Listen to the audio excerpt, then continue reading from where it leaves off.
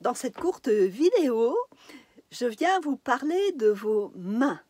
Donc je suis Binge, experte en technique taoïste, et je partage mes connaissances pour que vous vous portiez mieux, que vous ayez plus d'énergie, que vous soyez en bonne santé. Alors, nos mains, donc je vous ai mis un schéma, le squelette des mains, donc contiennent de nombreux os, et au-delà du fait que ce sont des outils magnifiques qui nous servent à faire tellement de choses, à travailler, à caresser, à masser, à modeler, à dessiner, à écrire, jouer de la musique. Donc c'est un vrai cadeau de la vie, nos mains. Et en plus, en énergétique, eh bien, nos mains sont capables de donner de l'énergie et de se recharger, et en partie grâce aux méridiens. Donc les méridiens qui circulent dans les mains. Donc on a le méridien du poumon qui arrive au niveau du pouce, sur l'intérieur, on dit l'intérieur du pouce, mais c'est sur le côté externe en fait. Ensuite, si on va dans l'ordre des doigts, on a le gros intestin qui part du doigt ici. Ensuite, on a ce qu'on appelle, nous, le maître-cœur, ce par quoi le cœur commande. Je ne sais pas s'il y en a d'autres qui donnent d'autres noms, enfin peu importe. Donc, qui lui va arriver à l'intérieur au niveau du majeur. Ensuite, au niveau de l'annulaire, on a le 3 foyers qui va circuler jusqu'au poignet et bien plus loin, bien sûr. Et au niveau du petit doigt, donc on a une particularité, comme le gros orteil au niveau du pied. Si vous vous souvenez, j'avais fait la vidéo au printemps. Donc au niveau du petit doigt, on a le cœur qui arrive à l'intérieur et l'intestin grêle qui part à l'extérieur.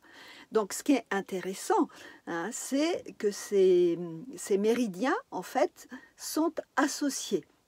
C'est-à-dire que l'énergie arrive depuis le poumon et repart dans le gros intestin. Elle arrive dans le maître-cœur, elle repart dans le 3 foyers. Et elle arrive dans le cœur et elle repart vers l'intestin grêle. Donc, bon, là, c'est juste une petite approche.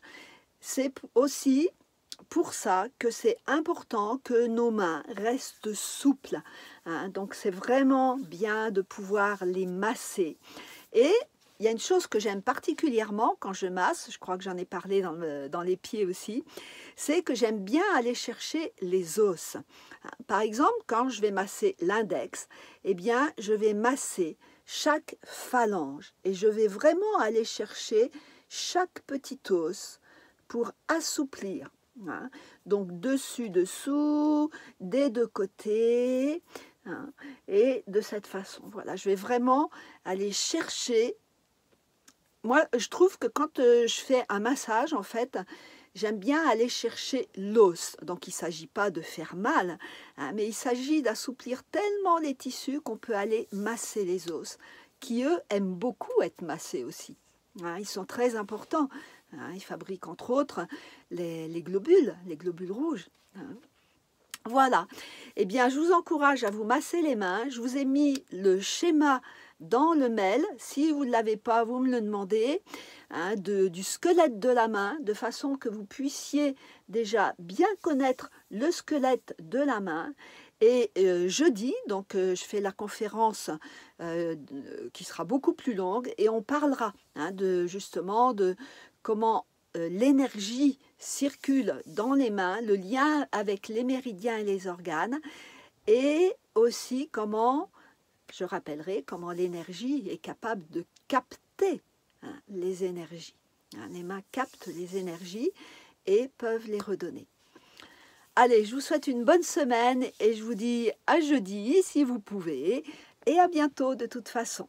Vous pouvez me retrouver sur Beauté et Tao ou sur ma chaîne YouTube. À bientôt!